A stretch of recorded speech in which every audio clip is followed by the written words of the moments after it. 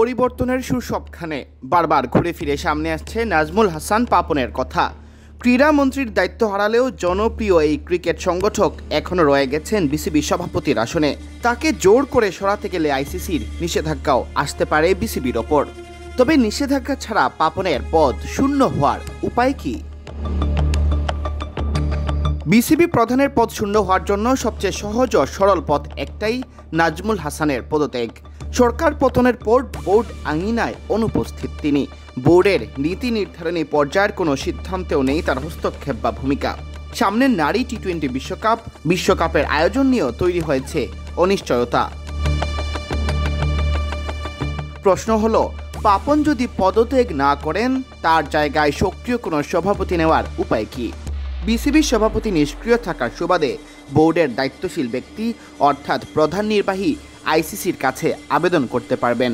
সেক্ষেত্রে তাকে দেশ ও বোর্ডের বর্তমান পরিস্থিতি তুলে ধরে উল্লেখ করতে হবে বিসিবি সভাপতির নিষ্ক্রিয়তায় ব্যাহত হচ্ছে ক্রিকেটীয় কার্যক্রম। তখন আইসিসির নীতি মেনেই নতুন বিসিবি প্রধান, এমনকি নতুন অন্তর্বর্তী কমিটিও সাজানো যাবে নির্বাচন ছাড়াই। এদিকে বিসিবির সুনির্দিষ্ট সংখ্যক সভায় উপস্থিত না থাকলেও বিসিবি সভাপতি পদ হারাতে পারেন, যদিও বিষয়টি সময় সাপেক্ষ ব্যাপার। বিসিবি সভাপতি রাজনৈতিক ব্যক্তিত্ব হওয়ার পরও কেন তাকে সরালে আইসিসির নিষেধাজ্ঞা আসার ঝুঁকি রয়েছে তা নিয়ে প্রশ্ন আছে অনেকের। বিশ্বের অন্য সব ক্রীড়া সংস্থার মতো বিশ্ব ক্রিকেটের নিয়ন্ত্রক সংস্থা আইসিসিও রাজনীতিমুক্ত।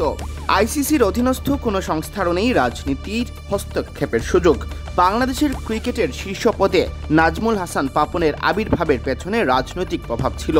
তবে বর্তমানে যে পরিচালনা পর্ষদ বিসিবির, সেখানে ভোটের মাধ্যমে নির্বাচিত হয়েই সভাপতি হয়েছেন তিনি।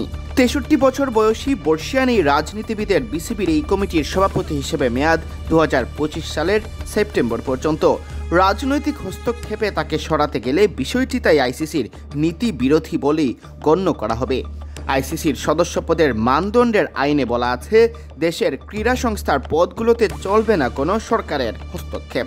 বিসিবিও একটি স্বায়ত্তশাসিত সংস্থা বা প্রতিষ্ঠান, আর তাই নাজমুল হাসানকে জোরপূর্বক সরাতে গেলে বিষয়টি আইসিসি গণ্য করবে রাজনৈতিক হস্তক্ষেপ হিসেবে।